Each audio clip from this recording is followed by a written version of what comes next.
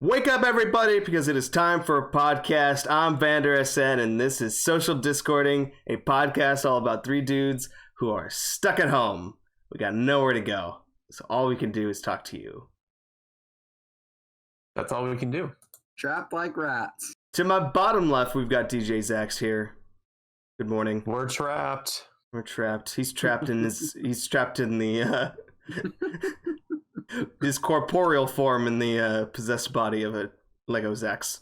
Lego Akbar. Lego Akbar. And to my Zaxbar. To my left, we've got Mr. Spicy Fries over there in the red. Yes. Hello. How He's are coordinated you? in his coloring. I am not. I don't think I actually have anything like blue, except for what looks like a poopy bag for cats. I'll put that on camera. Oh, the poopy bag? Yes. It's empty. It's an empty poopy bag. It's clean. It doesn't. Oh, you want me to go get it? I'll go get it here. Oh. Oh no, it's not a poopy bag. It's a mask. Wear your masks, people. Good point. We should have started this off with wearing masks. Yeah, but only two of us would have been effectively wearing them. True. Also, you could have put a little custom drawn mask on his Akbar. My coffee cup today is from my favorite donut shop, Donut Friends, in Los Angeles. There's two locations. It's a vegan donut shop. Very fun. Here he goes bragging about his vegan donuts. And some of my vegan donuts. Well, So enjoy look at it. me, so vegan. I don't have a coffee cup to enjoy. I have a nice beer. Not going to show the logo for purposes, but that's okay. Why won't you show the logo? Also, it's 10 o'clock, Joey. What are you doing? Saturday. Is it? It's 5 o'clock somewhere. Modelo time. What's wrong with the logo? We're not sponsored by anything. We don't need to worry about logos. They're going to Let's make cut it some out, then. sweet dough off of that Joey sponsorship. Alright. Unpaid sponsorship. Everyone, shut up and we'll cut it out then. Well, buy Model Joe's for all your. My topic, one of my topics today is I finally broke down and got the quarantine haircut. I bought a cheap haircutting kit at Safeway. Mm-hmm. Other grocery stores are available, and sat down for about 2 hours and let Haley cut my hair, and it not too bad. I like it. It works. I guess you guys can't actually see me through this where our current setup means, so forgive me for not actually be able to see it. I mean, I can see it. It looks just fine.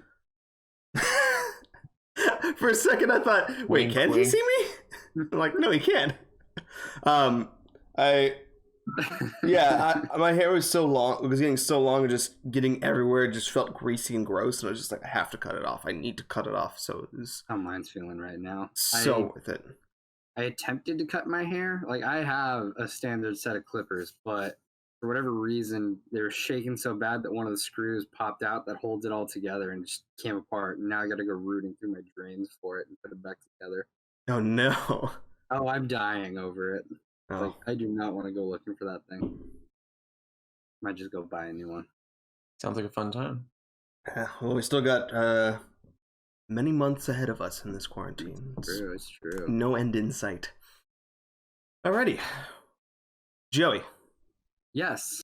what has been happening with you today? Or this week, or in general? What's going on? Today, let's talk today. Earlier this morning, around 1:30, Oh my. I ended a 3 to 4 hour long game of Monopoly with our good friend Trevor. Oh, Trevor. My god, it was agonizing. Well, That's why, for this week. I was What- there too. I just You were decided to there, hit but you didn't Boardwalk stick 4 around times. to the end, buddy. I was Ooh. hitting Boardwalk 4 times in a row, going bankrupt within 4 rotations of the board. All right. So Dylan picked up Park Place. So I didn't have the full set of the Monopoly at the beginning of the game. I threw him a deal of, what was it? A It worked train out in both of our station, favors. $400, and one other property to get that set. Logically speaking, the deal was sound, but just one of you landed on things way more than the other. Exactly, but like it was paying off for him at first, that deal. However, eventually it just led to his demise, as it always does when you own that Monopoly for that game. As far as this week, let me take you both on a little journey. So, Spin me a tale, Joey.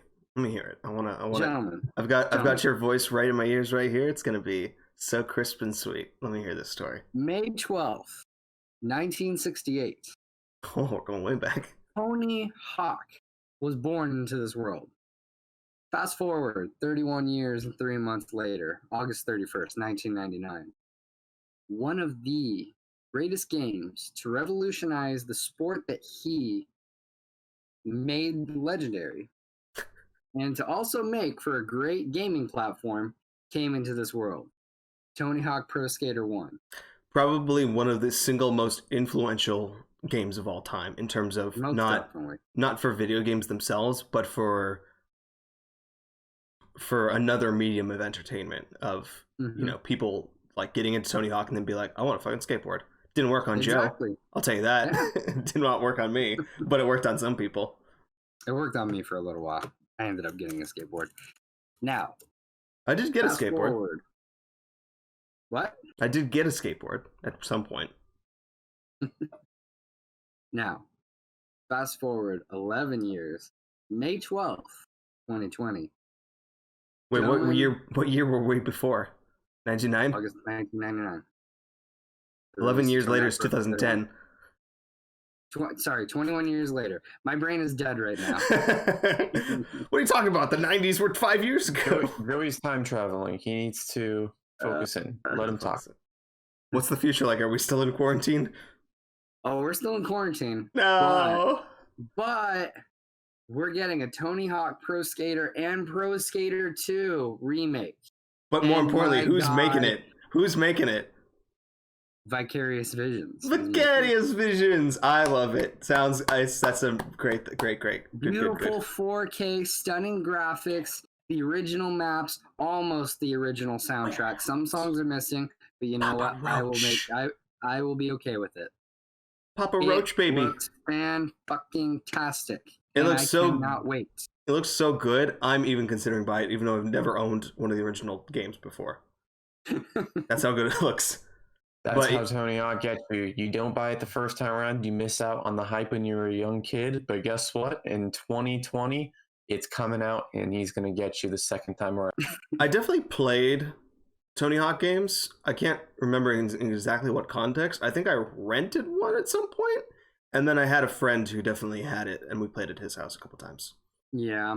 Tony Hawk, the underground games are definitely my games to play growing up. I played them all. I played since Pro Skater 1, but always been a fan of the underground games.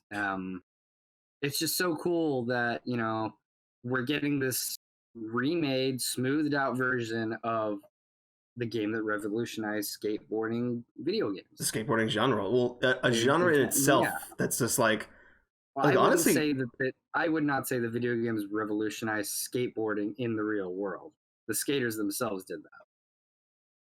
Well, in terms of getting attention on like skateboarding itself, I think this game definitely brought people. It's definitely spread it.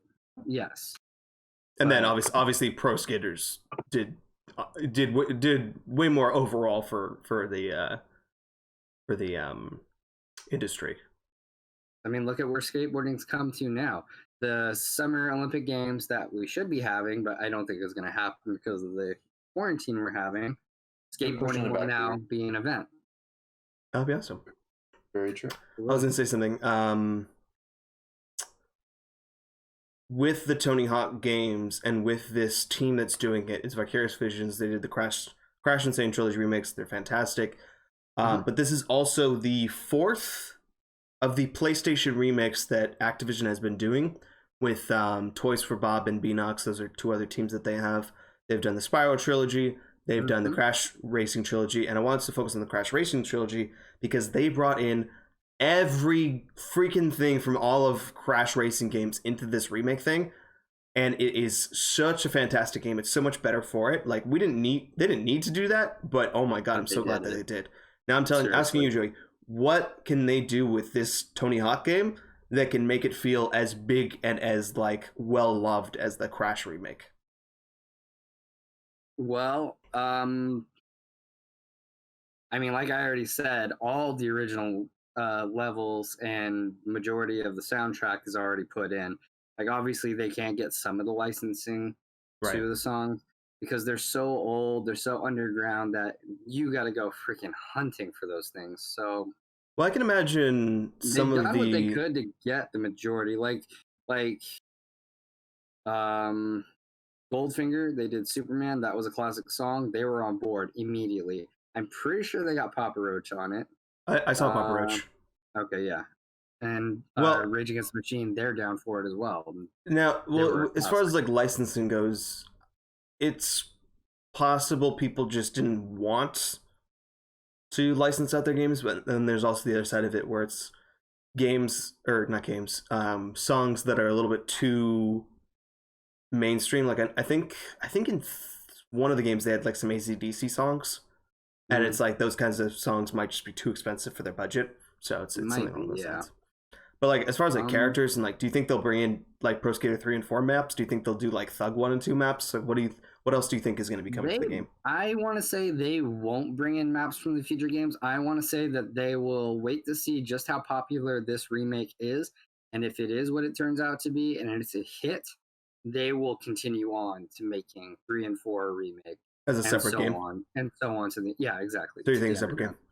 I wouldn't be Mhm. surprised if they were just like, if 2 months from now they're like, hey, guess what? 3 and 4 are actually in the game. Suck it, bitches.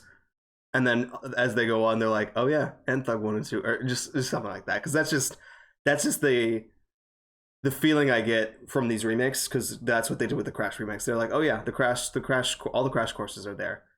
Oh yeah, That would be awesome. and I'd all the like it either Nitro way. courses. And I'm like, oh, what? All the Nitro courses plus original courses. What? Original courses? See, like I agree with that, but like I feel I don't know. Maybe I feel it would just be easier just to stretch them out into separate games. But who knows? It might be, but then if they just throw in some I definitely think they will throw in secret skaters. Like they had one secret skater in Pro Skater 1, and that was I think it was Officer Dick was his name. And Yep. then they had Officer Dick and Spider Man and one other character in Pro Skater 2. Wasn't I it? feel like Wasn't Shrek a pro skater secret character on Shrek it? was a secret character in Underground 2. oh That's what it Tony, was. Tony Hawk's Halloween Jam Secret Scarators. That would be cool. That'd be cool if they like threw in events or something. Dude, There is online play and stuff. You were talking about this earlier, but if they had Crash and Spyro, that'd be so Well, I dope. mean, it is Vicarious Visions. I feel Vicarious like Visions. it'd be freaking amazing. I want to for them skateboard his dingo doll. Make it happen, you Okay. cowards. Spyro, Legend of the Dragon, Spyro skates. Yep, it's already programmed. You just Roll drag it and in. drop. You just drag and drop, and it just works. Come on, you know this. You can do it. You can do it. Please do it. Yeah, it's cool that I this think it'd might be freaking awesome. If they were might secret characters. re-spark that skateboarding franchise that's kind of been not dormant, because there's actually a couple good skateboarding, not good skateboarding games, but promising skateboarding games like Skatebird and Skate XL is what it's called. And then there was that one game, And Skate Alone. Oh, you're talking about new games coming. Sorry. new my bad. games. Yeah. Skatebird, it's the bird skating game, which better have a hawk in it. And Skate XL looked pretty cool. Yeah, and there's that one skateboarding game that came around at E3 at Microsoft's conference, and I don't remember exactly what it's called. But speaking of skateboarding games, the one that I played the most of was, of course, Simpsons skateboarding, and Joe has really been getting into Simpsons lately. That's how you do a transition, folks. Very smooth, very natural. Man. No one will notice that we're trying to switch topics to talk about The Simpsons. Oh yeah, that's me talking. I've been watching old Simpsons episodes, and holy cow, these episodes hold up so well, even though the animation is so early '90s, and there's so many good see drawing lines in these things. It's just amazing how funny and well put together these episodes were. Like, they really had something. I mean, it was definitely a show for the ages. It still is. Like, my God, what? I don't even know what to say. It's so amazing. Well, watching the old episodes really makes you sort of understand why people don't like the later seasons as much. because you watch these ones and there's so much more of a heart to it, I think, where each episode actually feels like the family is developing as a cast. Like, for example, the episode where Homer forgets to, or Lisa asks Homer to pick up something for a saxophone recital. Homer forgets, or doesn't get there to the last minute, and then buys Lisa a pony. That episode. I think that's pretty early on. I think that might be season 3. But there's so much like actual like feeling of like oh shit, Lisa's actually really mad at him. Oh, Homer's like learning an actual lesson, and I'm not going to do a great job of actually reviewing this episode, but like you get that kind of episode later on in later seasons, but because they've already done so many of these sorts of episodes in the earlier seasons, they were so good, it just feels less. It just feels a little hollow coming into the later seasons. And the later seasons, you know, they're funny and they have good jokes, but I don't feel as like that like heart that the early seasons did. I think the same can be said about other cartoons or even shows, you know, like say Family Guy. Like Family Guy never had a heart. Well, okay, bad example, but I mean it's the same thing that can be said where it's kind of just like I get what you mean by Family Guy. Yeah. Eventually the show's gonna drag on to where it's kind of just like, all right, what can we do now?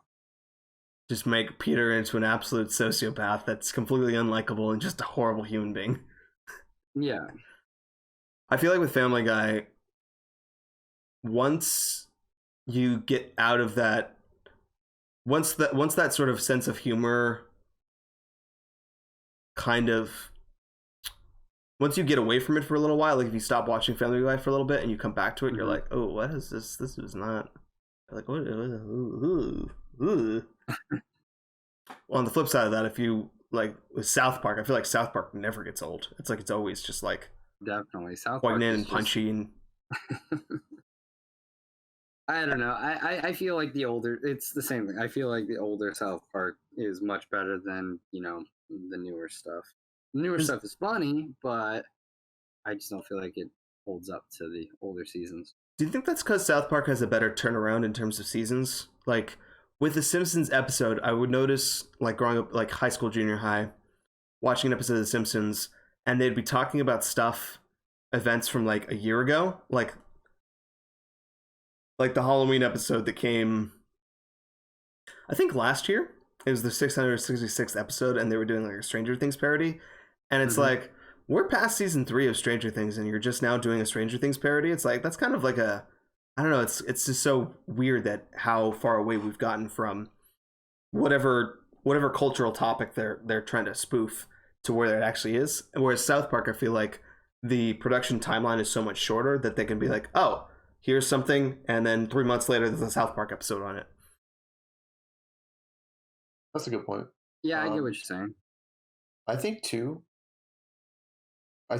at least in terms of South Park really shined in that regard. But also, South Park's episodes are more like, each episode is kind of like a story in itself, where I feel like Simpsons kind of has more like long-term lore, and like a few episodes connect with one another. I don't think so at all. I highly disagree. The Simpsons very, very self-contained. I suppose, but at least with the first few seasons, I mean, they almost kind of connect with one another, I feel like. They still... Maybe more recently. I haven't seen like the last like 2 seasons just because I haven't been watching, but at least in the first few, I felt like it was more of like a complete season if you compared it to like original South Park or even current South Park. I haven't been big into South Park.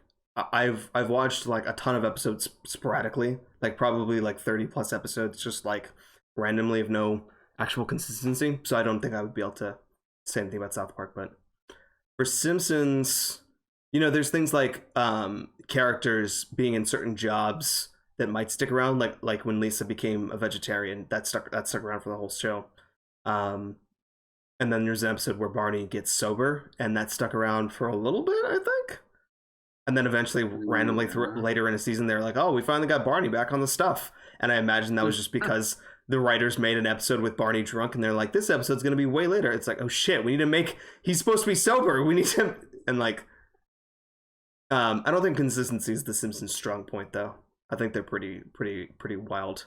Because like, oh, actually, even so, like, it's like the story of Homer and Marge getting together in high school is like a 60s 70s story, and then Bart is born sometime in like the 80s, I think, early 80s or something like that, and then flashback like early 2010s. There's an episode where Marge and Homer are dating in college in the 90s, and Bart still isn't born yet. So they're just a constantly shifting timeline of like of relevancy, and it makes sense when you think about like how long the show's been going on. But it's like, and they're like, yeah, you just have to accept the fact that we have to keep pushing the timeline, and just it's not going to make sense if you add it all up. But just stick with this. Just stick with it. Yeah. Great show, The Simpsons. I love it so much. I do love it. Dylan, did you have anything for us today? I got some sports talk, but I know it's not our strong suit. But anyways, the Lakers are back in the training facility today. What's the process for getting into the training room? So the NBA as a whole, I guess we can kind of talk about this because this is actually quite interesting, and maybe we can even talk about the UFC because there's some interesting stuff about that too. So sports as a whole is kind of coming back from this whole health hiatus, and obviously the UFC just had an event last weekend, and they also had a midweek and tonight on Saturday the 16th of May. It's kind of interesting though because it's a whole new dynamic. It's kind of funny as well because there's obviously no crowd, but with that being said, a lot of the fighters have been saying that they've been listening to the sports analysts that are like ringside or octagon side, if you're talking about the UFC, and they're actually picking up what they're saying and incorporating their advice into their fight, like mid-fight, which is kind of cool. But also you get to hear like some interesting like sounds. You obviously get to hear the punches a little bit more. You get to hear the shrugs a little bit more. So that's kind of fun. But in terms of basketball, wait, real quick. Define shrug, like a shoulder shrug. Like if someone hits someone on the head, you hear the kick, the hit, and then you hear them go ooh. Oh, gotcha. I was like, you hear like the gasp, which you don't normally hear. The grunt or gasp. The grunts, sure. Gotcha. I'm like shrugging my shoulders. I'm like, that doesn't make a sound. You hear more. You hear the stuff that you don't normally hear. You also hear like the referee and stuff, so it's kind of cool. But anyways, in terms of basketball, which is nice, I'm a huge basketball fan, but it sounds like it's coming back very soon. The NBA kind of developed a 30-day plan just to get players back in shape and moving again, obviously to avoid any potential injury. But otherwise, the NBA has a plan where if a player was to contract the virus, that they would just be removed from play, do their quarantine, and then the remaining members of the team will just have to continue without them. So it's kind of like an injury they're treating it like. But it's kind of cool. I'm super happy. Lakers are back. The NBA as a whole is kind of making their way back. And it seems like we're going to have teams playing in Walt Disney World in Orlando at the ESPN facility that's on Disney property. And then we're also going to have some teams playing in Las Vegas at a few of the hotels arenas there. So now, are these going to be?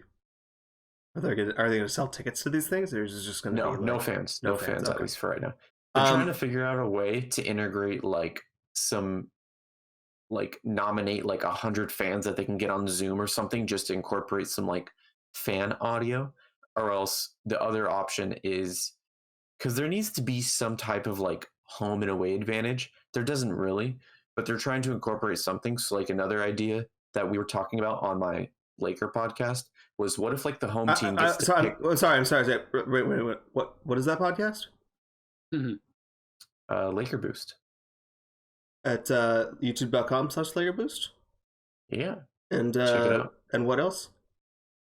And Instagram on Laker Boost. We got a bunch of cool stuff. So all right, check it out.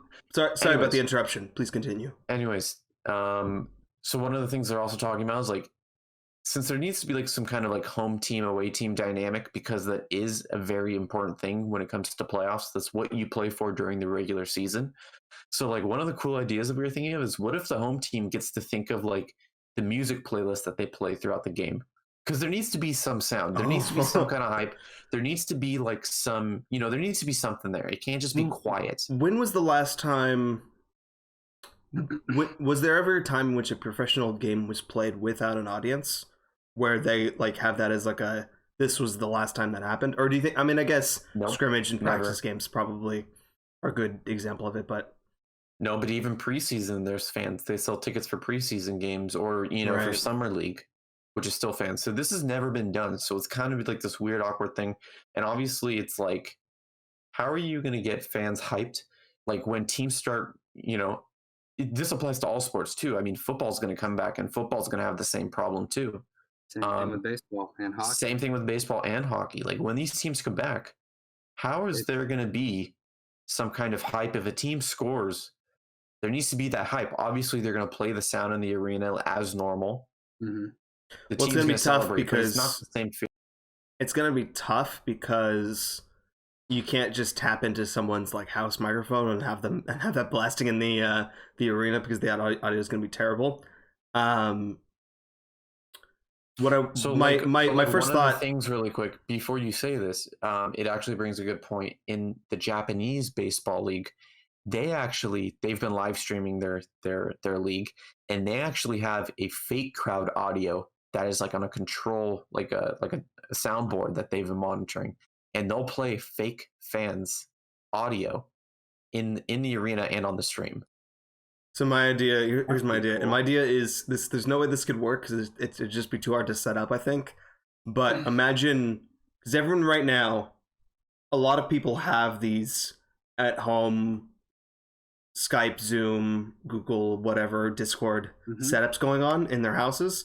What if you can connect your at-home setup to a professional game, and then there's like what you said, like a Zoom screen of like 100 fans that's constantly rotating in and out of different people in different homes watching the game, and it'll like tell you if you're being broadcasted or not, and you can like go crazy and be like all like a fan button. And then on top of that, you can press a button on your keyboard. Like let's say you press A on your keyboard, and that will play that artificial cheering sound, and like as other people are doing their sounds, like it makes it like a big like stadium sound of like people like kind of not naturally but like interacting in the game wise, like cheering. That's pretty cool. Sounds crazy, but cool. Obviously it wouldn't work. It wouldn't work, but because it's too much of a setup and like the ability to troll, I guess. I mean, obviously you can make it so that like you have to be like your sound does not come through individually. It's just a combination of everyone's different cheering sounds, and all the buttons are just different levels of cheering. Like there's no boos or anything like that. But yeah, go ahead. I think they should make boos though. It's tough because when you deal with internet stuff like this, there's obviously trolls. It's not like the in-person thing where like if you go to a game and you're a douche, like they'll kick you out. Like if you're gonna go in there and mess, like just be rude or flash your like chest or something stupid. Well, what if they'll kick you out? Right, but what if your Zoom call, it says, oh, your screen is being broadcasted, but really it's being broadcast to someone who's connected, being like, okay, we're good to go, put that footage in there. And then even then you can just constantly rotate people's footage, like if like a verification process. Yeah, like someone's in there and it's only 100 people at a time or whatever amount that they want to pay for. And then if you're going crazy, like yeah, go Lakers, whatever has been broadcast at the beginning of the game, they can also use that footage later on as like just to fill out spots, something like that. We're spitballing here, Yeah, I mean, I think that's a possibility. It's going to be interesting, honestly. But I also think the idea of like the home team at least gets to make like the playlist or control the playlist or 75% of the music playlist. I think that'll be funny too. But also leave a lot of teams with the opportunity just to troll, which will be also super hilarious. Were they talking about the music thing? Or was this coming that's actually something that we thought about on our podcast. What is that podcast again? Laker Boost. It's in the description. It's in the description. The description of this podcast? Yeah, it's in the description. Is wait, is it called the Laker Boost podcast? No, it's just my channel, just called Laker Boost. We literally just pull our live stream from Instagram, and we also live stream at the same time on YouTube. So it's just a What dual nights do stream. you guys go live? It's Fridays, Mondays, Thursdays, and Sundays? We're always live, baby. We don't gotta promote this. Look at Lakers is 24/7. We go. My life is literally the Lakers, but we go live 3 times a week. 2 of the nights are discussions, and 1 day during the week is a trivia night where we give away free stuff. Where it's all Laker-based That's trivia. Monday, is it not? It's on Monday. I'm interested to be there. Cool beans.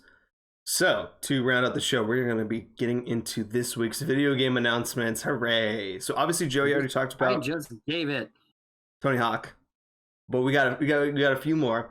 First off, was the Unreal Engine Unreal Engine 5 reveal, which at first I was like, oh, this is really cool, you know, interesting stuff, blah blah blah. But then as I really delved into it, it's really impressive what they're doing with the Unreal 5. I think that if you do the deep dives into the reveal trailers like they've been showing, I think you get a good understanding of like what the actual new technology they're bringing in is, because in games develop, and this is really developments for developers, not necessarily the gamer. In games development, and this is something I've learned this week, if you make a model of, let's say, a rock, you make a very super high detailed model of that rock outside of your engine, and then you break down that model into something way simpler, import it or get it into the engine via that, and then build it back up in as high quality of that version of that model as you can. But it's never as good, and it's a very time intensive process. What Unreal Engine 5 seeks to do is just to be able to take that model and import it directly into the engine, which saves a ton of development time. Because imagine doing that for every fucking rock in the game. On top of that, you can also take a photo of a rock from a ton of different angles and use that import of those photos to generate the rock inside the engine. And then there's one more technique that I haven't really looked into, but it's just a super time saving process of getting things into your engine and being able to create like multiple copies of it at extremely high qualities without having that loss in detail, or LOD. So it's really impressive stuff. That's the nanite technology that they were talking about. And then there's the lumite technology, which is being able to create a light source in engine, and it naturally just works in your game, and it'll shine through all the objects that you're rendering in the engine and bounce off and do all the reflections that it needs to do to make it look natural and nice. And then you can, in engine, move that light source anywhere you want, like in scripted events or whatever. So, for example, the player is moving through a cave, it's very dark, they have a torch in their hand, all of a sudden the top crumbles in and light is pouring out from the top, and it illuminates the cave perfectly and naturally, exactly how you would think it would. And it's really cool and really really amazing. Have either of you heard of ray tracing before? I've not. Dylan? I'm not familiar. Ray tracing is like the big dick energy like term in video games right now. It's something that everyone just keeps shouting at, and I don't know if everyone really understands like why it's important. It's like when HD was a thing and everyone was like, the Wii doesn't have HD, therefore it sucks, kind of thing. Ray tracing is, so creating natural light in video games is very difficult to do in real time, because light is like illumination from a source outwards and bouncing off objects, reflecting objects. I don't exactly know how they do it normally, because in my head ray tracing makes sense ray tracing would be what they already do, but apparently it's way different. I think it's a combination of having textures have light that's being reflected, that's being generated, like imagine like a light source, and then you have like a floor, and when the light source is passing over the floor, they replace that texture with an illuminated version of that texture. That's how it works in my head. I don't think that's exactly right, but ray tracing, instead of doing that, makes the light source and has the light actually coming off from the source and reflecting off the ground and creating actual real light, basically. I don't know if I explained that well at all, but it's a real-time natural lighting technique that takes a lot of time and a lot of power from your computer. So it's extremely difficult to do. What Lumite wants to do is do something similar, but much easier and much less power intensive. So that's the Unreal Engine 5 stuff, and that stuff is really going to come into play a couple years from now. But it's exciting to see what it is, and it actually feels like a leap in generational technology. That's awesome. What else do you have for us, video game wise? The next thing, something else.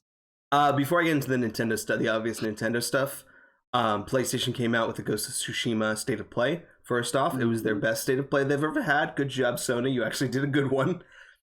But Ghost just looks amazing. I'm so excited for this game. It looks so good. It does look amazing. I'm excited for it. They have that black and white samurai cinema mode. Oh, I might play the whole game like that. That'd be badass. Looks really cool. But yeah, moving on to Nintendo, which will probably wrap us up for the day. They announced Paper Mario and the Origami King. And before we get into any of that, I just gotta go back to our September Nintendo Direct 50 Rapid Fire Direct positions, in which I predicted a new Paper Mario would be themed after origami. I did it, folks. I got it right. I got a prediction right. Everyone clap for me. I'll wait. I heard one clap. That's good enough for me. I'm the only friend clapping. Good enough to settle my ego. I can't clap and press my push to talk at the same time, so I'm clapping for you. You just don't. Yeah, so Paper Mario Origami King looks amazing. Joey, what'd you think of it? It looks beautiful, and I've loved Paper Mario from the start, so I am very excited for this game. Dylan, and that's my take on it. Any thoughts on the Paper Marios? It looks cool. I haven't owned any Paper Marios. I have played. Same. Not very intensive, but it looks pretty cool, and I wouldn't be opposed to picking it up and trying it out.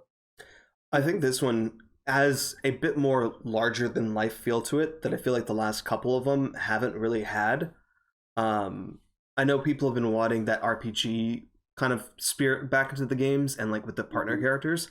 And I think that this game is trying to do that, but also do something new, which is interesting. If you look at the cover art for the game, you can definitely see 7 distinct, like there's a Toad, there's a Koopa, a Bomb-Omb, I think a Spike, and a couple other dudes, and those definitely look like those are your partner characters for the game, but they look like generic enemies, which people were worried about. But I also think that maybe there'll be some sort of customization system for your partner characters so you can make them look different. Maybe. That'd be cool. From the trailer, it made me think you work alongside Bowser. That too. You do a Bowser, and it seems like he's squished up into a folded origami. You know what? You know when in the beginning of the trailer, Peach asks you the question, "Do you want to be creased?" Mm-hmm. What if Bowser said yes, and that's what happened to him? Jeez. That's funny. That's funny to think about. I'm down for it. Having Bowser alongside you, just being funny, goofy, talking Bowser. It looks cool. Looks awesome, and it comes out in July, which is crazy. I think the big thing that I wanted to talk about for this though is how crazy is it for Nintendo to just drop a trailer for this game out of the blue, out of nowhere, no warning, no nothing, and it coming out so quickly. Like I don't know Nintendo has ever done that really before. I want to make a prediction off of this trailer. Let's hear your prediction. There was a teaser at the end of that trailer. Yeah, there was. I think we could definitely be seeing a Metroid game coming sometime. I think so too. Do you want to hear my evidence for that? Sure. Obviously, we know Metroid Prime 4 coming around, and the creator of Metroid Prime and Paper Mario worked on the same game, same person. Maybe it's just a tease, but could be. In the beginning of the year, there was a rumor that we would be getting a new Paper Mario game and a new 2D Metroid game this year. So half of that rumor has been filled. Maybe this is a little tease to the new Metroid game coming out. Or maybe it's just a little Easter egg. Who knows? Or maybe it's some sort of in-game mechanic that they're teasing, which is very possible. Yeah, maybe like you can wear origami hats and stuff. Yeah, that'd be pretty cool. And maybe they have a little what it showed. A little gameplay effects. But yeah, I think that I stick to the prediction. We will be seeing Metroid soon. I think so. We're gonna get something. Mercury Steam is the guys who made the Metroid 2 remake on 3DS, and I don't think they've made anything since then. So it's about time for maybe it'll be a brand new game. Maybe it'll be a Metroid Fusion remake. Who knows? It's well overdue. It's well overdue. But the other thing is that Nintendo doesn't have any other games this year. They have a Xenoblade game coming out this month. Mm-hmm. They have that 52 Clubhouse Games thing coming out next month. After that, right. Paper Mario, and after that, nothing. Literally nothing. And if the rumors about directs are true, we're not going to be getting another direct until maybe September. Oh my goodness! So just what? In time for Tony Hawk to come out. For it not to come out on Switch. Yeah, that's okay. So, I don't want it for Switch. What's Nintendo planning? What's the rest of their year going to be? Because obviously they have games, because they just shadow dropped fucking Paper Mario, and apparently it's already done. I know it's not a new game, but is it confirmed that the expansion for Sword and Shield is getting pushed back? No, it's still on track, I believe. Released in June. I think it's still on track. Okay. It's not a new game, but that's something Nintendo has coming. Yeah.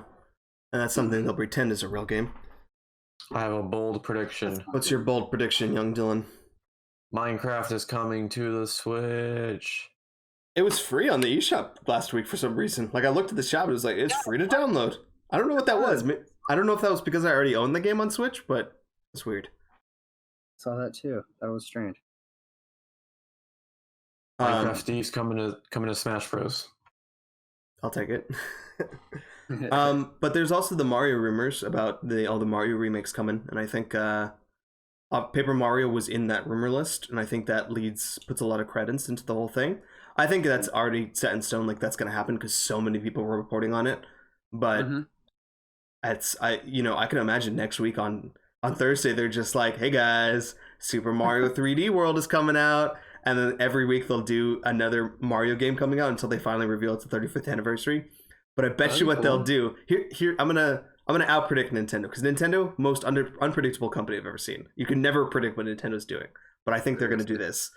Every week they're gonna go from the most recent games back and reveal the new Mario games. But then they're gonna be like, it's gonna be like Galaxy 1 on one day, and they're gonna be like, yeah, Galaxy 1's coming in October, and then the next week they're gonna be like, yeah, Super Mario 64 is coming in December, and everyone's like, wait, where's Sunshine? Are you not doing Sunshine? They're not doing Sunshine? What the fuck, Nintendo? And everyone's gonna be super pissed. And then randomly in September, they're gonna be like, oh yeah, Sunshine's coming out in November. And everyone's like, why? Why would you do this? What's the point? Because that's exactly something Nintendo would do. For the anticipation. I actually have a pretty bold prediction that I think might be a thing. You guys ready? You say Minecraft is coming to the Switch. No, it's not Minecraft. No, it's not Minecraft. This is actually Mario Craft. Mario Craft. No. This is a real one. What if Nintendo re-released Wii Sports on the Switch with online play? So you can bowl, you can tennis, you can box with your friends in quarantine. I would want that.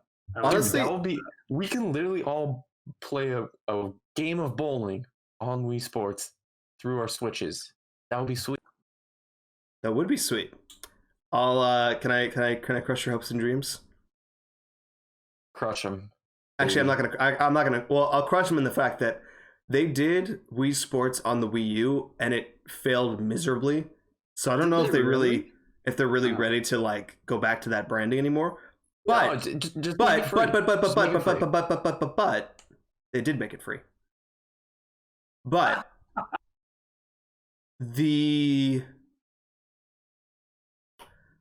game 52 Clubhouse Games has a bowling mode in it that is literally just Wii bowling, and you can play it online.